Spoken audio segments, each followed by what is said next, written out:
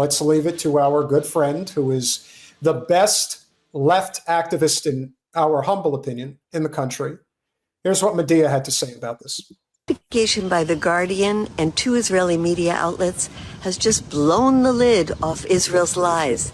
Internal Israel military data, its own classified numbers, show that 83% of the people killed in Gaza are civilians. 83%. Actually, by Obama standards, that's pretty good. Because I think what was our rate with our drone program that we were using in Iraq? I forget, but it was like bad. 90% or something like that. Right. So, it's interesting that, I guess they get a little bit, well, they're also dealing in a much smaller area too. That's like true. Fish in a barrel. They're shooting fish in a barrel. But that's coming from Israel's side. So you even know that if their numbers are saying 83%, it's that much worse, because the way that they're probably calculating it is that anyone who, remember they said that journalist was like affiliated directly with Hamas, like they would attribute that person as part of Hamas and not a civilian. So you can imagine I don't know what the variance would be, but let's just say it's probably at least a 10. So it's probably well into that like 90 to 95% range. Probably. Yeah. Right. I mean, we've known this, just like you can't trust their numbers, period. So if they're giving you this, it's still an undercount. Tens of thousands of innocent people wiped off the face of the earth while Israel told the world it was just fighting Hamas. The expose called it an extreme rate of slaughter rarely matched in recent decades of warfare, even compared with conflicts notorious for indiscriminate killings such as Syrian and Sudanese civil wars. And these figures contradict by a huge margin the public statements of the Israeli government throughout the war that have claimed a 1-to-1 or a 2-to-1 ratio of civilian to military casualties. The Israelis lie about what they're doing, and the U.S. officials repeat those lies. Of course. That's the point. Of course. So when the president of the United States is confronted with, hey, did you see those aid workers that were assassinated earlier today? Yeah, it's really terrible. It's a really unfortunate situation. Are you going to do anything about it, Mr. President? Well, we're going to have a little talk with Bibi, but believe me, my words matter. So, and then and like you said, and then they'll just go back to business as usual. Like it didn't happen. There'll be another distraction, and it's every single thing that I feel like Trump's doing now is to distract people from the Epstein files. So there's so much stuff that's just so coming like constant 24/7. It feels like. Again, one more group of doctors killed, one more group of journalists killed, one more group. Like it doesn't seem to register, or it does. The truth is they just don't care. They don't care. At this point, how could they possibly care? They don't care. Well, the only reason why Bibi came out and made a statement today is because it was just so bad. It was so obvious. There was nothing to what they did other than it was a targeted assassination of aid workers and journalists. I feel like we've seen enough. I don't know why. I don't know why this would be somehow the smoking gun. Like if I were trying this case, I wouldn't need that. Like that doesn't add anything to the mix over the past, however long. Like we knew what this was a long time ago with plenty of footage. Well, I wouldn't necessarily say that that's exactly the point, but like I said, when I saw it, I said, it is so bad that he felt the need to say something about it. You know that they are getting destroyed PR-wise for this because it's getting worse and worse every day. And the more this comes, listen, at the end of the day, we are still attached at the hip to them. Whatever it's going to take to break the Israel lobby's stranglehold over our country, we just have to keep speaking truth to power. That's our job. That's what we have to do. Yeah, and I just don't think that's how it ends. Say that again, I'm sorry? I said that's not how it ends. The only way that Israel is going to be dealt with is with forces on the ground going in there and dealing with Israel. And it's going to come from the whole world. And when that happens, it'll also be a sign of the end of American hegemony. And I cannot tell you how forward I'm looking to that. This is Last ridiculous. week, when about 40 members of Congress were in Israel on an AIPAC junket, Democratic trip leader Steny Hoyer said Israel has been doing everything it can to ensure minimal damage to civilians, but the world is just not seeing it, he said. You know why they're not seeing it? Because it's not true. It's a big fat lie used to justify sending Israel more weapons. Israel has actually set rules of engagement that allow its forces to kill large numbers of civilians in strikes on even low-ranking militants. It authorized the killing of more than 100 Palestinian civilians when attempting to assassinate one senior Hamas commander and up to 20 for junior operatives. And the general who led military intelligence when the war began has said mass killings in Gaza was necessary as a message to future generations of Palestinians. I mean, they're telling you right there that this is genocide. The intention is to kill them all. They've been saying that since the first week. So, again, it's just bizarre to me that that's even a discussion point still. Well, I wouldn't exactly call it a discussion point. I would just say more and more people are just waking up to this reality. They're waking up to what's actually going on. And I see people in the chat talking about like countries haven't even tried sanctions yet. No, and they're not going to yet. Because right now they're all still scared of us. Right now we are still the bully of the schoolyard. For now. For now. And so they're not going to do anything. But eventually it's going to shift. It is.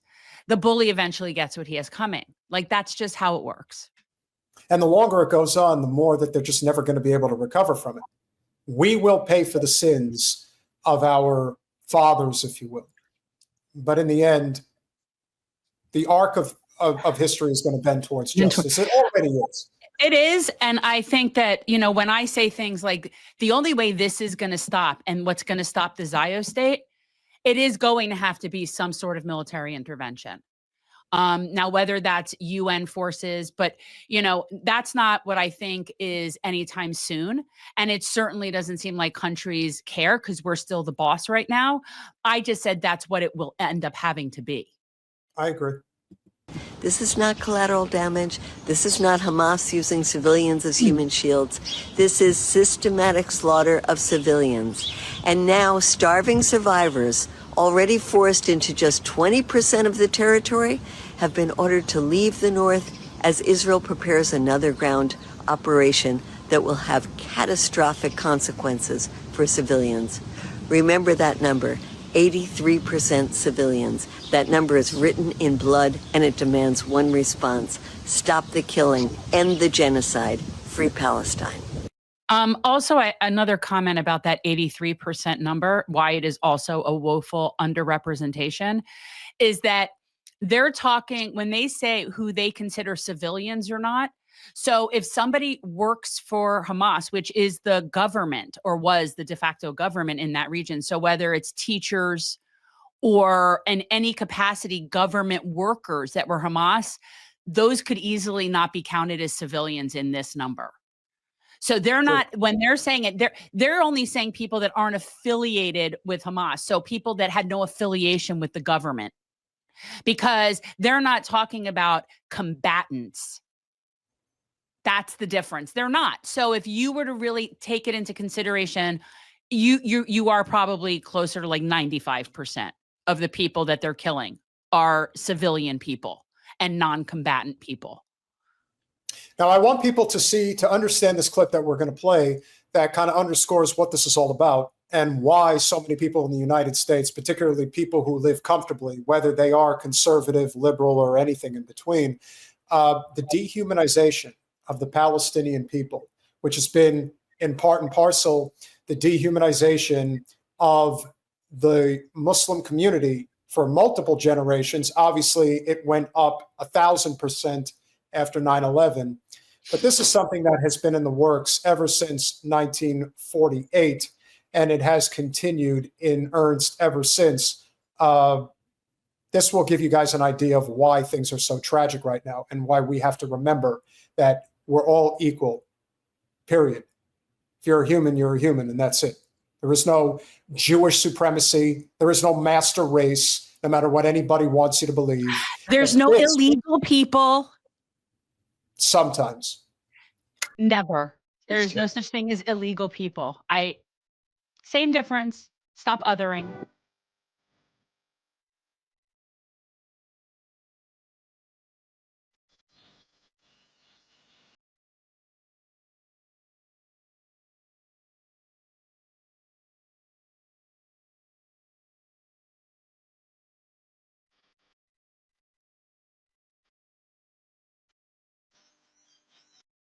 We're in the Hunger Games. We're in the fucking Hunger Games.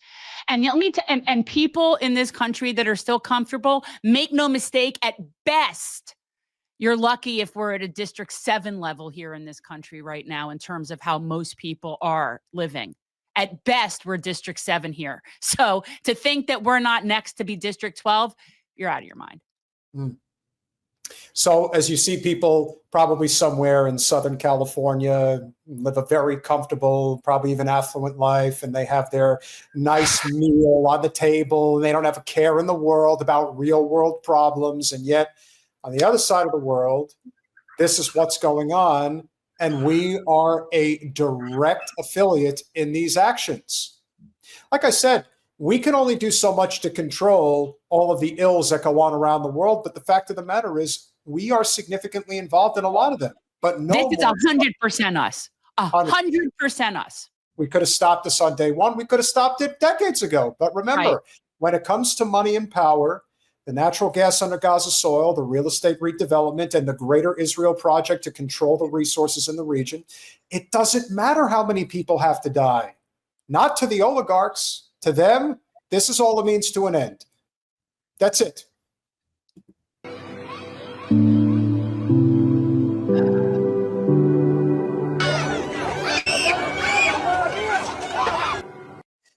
Just imagine for 1 second. Just imagine for 1 second that that's your situation. Because again, I've lived in situations where I had very little to eat because I didn't have money. But not like this. Not like this. This is crazy. And this is every day for 2 years. How do people live with themselves? I don't know. I can barely live with myself, and I am I don't know. Like, I feel like I want to come out of my skin. This is so enraging to me. You're going to get Laura Loomer one day, Jen. You'll get it. And by the way, we're not going to do it tonight. Maybe we'll do it on Thursday. But we can't even say that anymore. We need to stop because I don't want to get our channel like in trouble. The fact that Laura Loomer was a diehard Hillary supporter, and this just got discovered the other day, and now she's on again. I want people to wake up to the reality of these grifters because they're everywhere. They're all over the place. I'm broken. I'm just broken. Like I feel broken. I know, but I'm ruined. I feel ruined. Like I feel like my spirit is ruined from this. I can't explain it. Like I'm just, yeah. We're doing what we can, Jen. No, I understand that, but I'm just saying, like, that's how I feel. I feel like I'm ruined from this. I get it.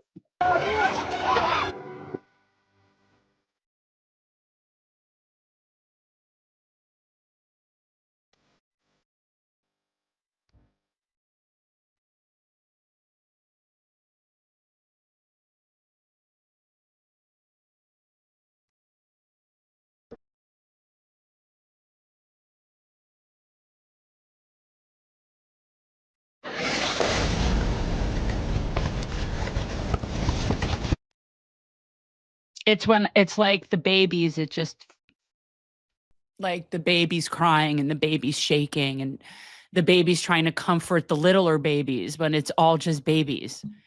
And let me be clear, I don't begrudge anyone that whatever looked like happy frolicking in a beautiful place.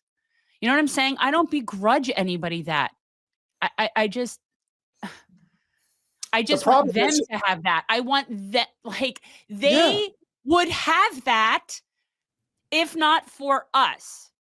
We are the reason that they don't have that. It isn't like they have not been able to get out of their own way. right? Like that's we have failed as a species, and I do not know how we ever come back. And I don't think it'll happen in my lifetime, unfortunately. So I won't live long enough to see any sort of like I don't know. But I'm just like I'm ruined. Well, don't feel bad. We are doing what we can to try to make that change. No, I know, but cannot tell me not to feel bad. Yeah. No, I don't want you to feel broken. I just want people to Oh, see I am. That is how it feels. I feel like so stained and ruined in my like spirit. And it's very much what I forget who it was who said it, that we've been morally wronged in a way that it cannot be fixed.